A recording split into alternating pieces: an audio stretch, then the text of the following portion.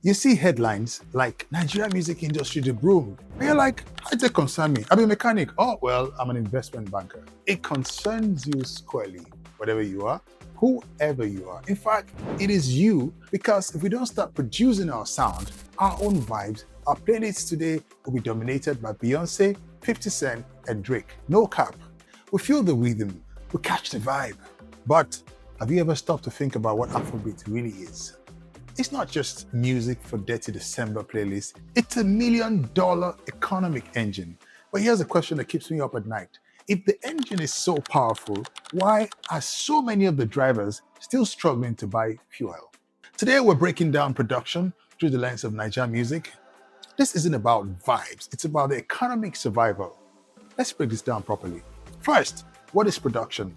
In simple terms, it's creating the things that people want instead of just consuming what others ship to our doorstep. For Nigeria music, it meant flipping the script. We went from importing foreign jams to exporting our own culture. Think about it. From the foundational beats of Fuji and Juju to the global phenomenon of Afrobeats today, we built this thing from the ground up. Now, artists like Wizkid, Burna Boy, Davido aren't just Nigerian superstars, they are global icons. The numbers are staggering. Between 2017 and 2023, Afrobeat streams on Spotify skyrocketed. It means it carried from ground, it took off into the sky. Yes, by 550%. In 2023 alone, the genre clocked over 15 billion streams. This isn't just background noise, it's a cultural tsunami. The boom has turned our music into a serious export. The value of Nigerian music exports jumped by nearly 50% in the last 3 years. The entire industry now contributes over $2 billion to our economy. We're no longer just consumers, we're producers, and the world is our market. We own the sound, we own the stage, and we're building a global empire one beat at a time. But this is a very big but. Who is cashing the check? This is where the story gets complicated. Welcome to the $1 billion paradox. What did we say paradox was in the other videos? If you've seen my video, if you like say, is this thing true? It doesn't look like it's true, but if you look at it closely, you find eventually that, oh, it is true. But while the industry is booming on the macro level, the reality for the average artist on the ground is different. Let's talk about the money that actually reaches the creators. Imagine your favorite upcoming artist gets 1 million streams on Spotify. They're buzzing, right? Well, let's look at the payout. In a market like Sweden or the US, 1 million streams would earn that artist $4,000. Now let's bring it home. In Nigeria, because of low subscription fees and ad revenues, that same 1 million streams pays out around $300. Let me repeat that. $300 for 1 million plays. That's not even enough to cover the cost of high quality music video, even low quality. Now let's go to the street level reality. Your guy in Ajegunle is an upcoming artist. He's producing fire tracks, but the money doesn't flow back. It's like cooking a massive pot of jollof rice for the whole world. But you only get to eat the crumbs at the bottom of the pot while outsiders carry away the meat. Why? Because purchasing power is low. Fuel prices have eaten into salaries. For many Nigerians, affording 900 naira monthly subscription is a real decision, like they have to pray over it. So they use a free tier. Or worse, they pirate the music. And when the majority of your home audience isn't paying premium, the platform can't pay your artist a premium rate. It's a vicious cycle. To understand the solution, we need to look under the hood at the industry's engine. The value chain. It starts with the idea and talent, the songwriter with a melody in their head. Then comes production, where producers and engineers bring that idea to life in a studio. After that, distribution, where labels and platforms get the music to you. Then the most important part, monetization, streaming, shows, merch, and finally, it ends with you, the consumer. This engine is powerful, but it's running against some serious economic headwinds here at home. You know what headwinds are? When a plane is flying and the wind is flying towards the plane. So the plane has to use so much power in the engine to pierce through. It's the direct opposite of tailwinds, which allows the plane to fly so fast. First, The inflation squeeze, when the cost of everything from food to transport goes up. A music subscription is one of the first things to go.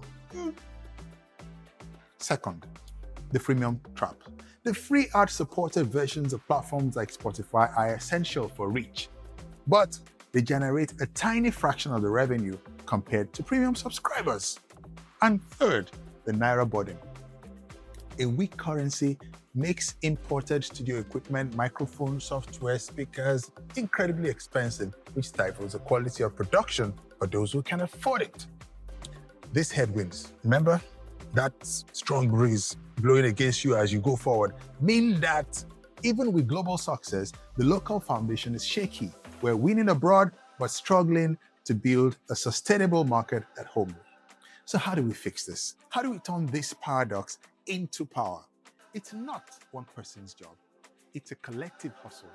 Here's the blueprint. First, the government. It's time to step up. We need policies that tackle inflation and strengthen the Naira. This isn't about music, it's about basic economics. When people have more money in their pockets, they can afford to pay for music. Stronger copyright laws to fight piracy are also non-negotiable. Second, the industry. Labels and executives need to invest in the middle class of artists, not just the superstars. They need to build local infrastructure, better venues, more accessible studios, and be transparent with their accounting. Third, the artist. The game has changed. You can't rely on streaming alone. Diversify, build your brand, focus on live shows, sell merchandise, and engage directly with your fans. Think like a CEO, not just a creator. And finally, and most importantly, us, the fans. The consumers, we have the ultimate power. Pay for the music. If you can afford it, subscribe. Buy the concert ticket. Buy the t-shirt. Share the official link, not the bootleg files. Every Naira you spend is a vote for the culture. It's a direct investment in the artists you love. So, does this music analogy bring the concept of production closer to home? Afrobeats is our new oil. It's a natural resource that we own completely. But like any resource, we don't manage it properly. If we don't build the refineries here at home, the profits will continue to fly abroad and we'll be left with just the vibes. The mission is clear. We need to turn those streams into sustainable careers. We need to turn that global buzz into local wealth. It's a collective hustle and it starts now. It starts with you. Besides this video you're watching, you can also read a quick article version of today's topic or swipe through our blazing Instagram carousel that breaks it down in seconds. If you want more, we built an interactive web analysis so you can explore the facts and numbers yourself. And if you're really ready to go deep, you want to know more, you want to read, okay?